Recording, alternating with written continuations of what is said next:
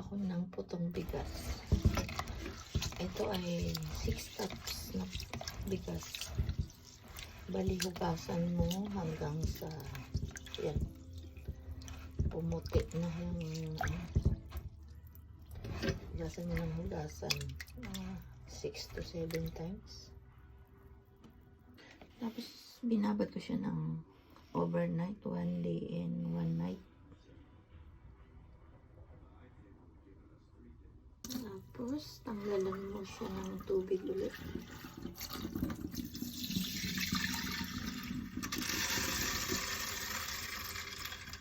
Ayan na siya, natanggalan ko na siya ng tubig. Bali ito ating ingredients, 6 cups na binabad ko na yan na bigas, 6 cups na ay 5 cups na gata ng nyug, 2 cups na sugar, 8 teaspoon na baking powder at 2 pins na na salt. Ayan. Lagay na natin yung gata. 5 cups na gata to. Ayan, i-blender ko lang kasi wala naman akong ibang gilingan ko, hindi blender.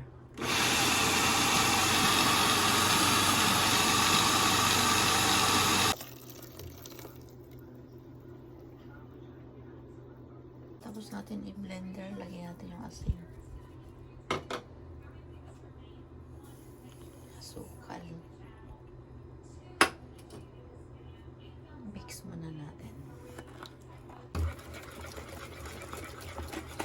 Hanggang sa matunaw na yung asukal. Lagyan natin ang baking powder.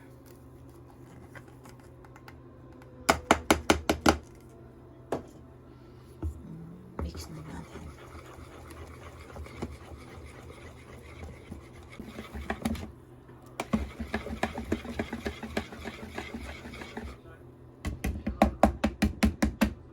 Bali, i-rest ko muna ng 5 to 10 minutes bago natin niluto.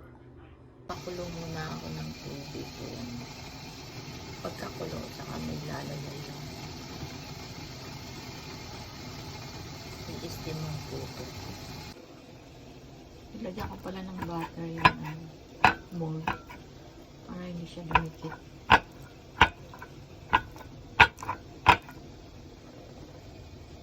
Nga pala yung ginamit ko sa puto para maliliit lang siya. Ayan, steam na natin ng 30 minutes.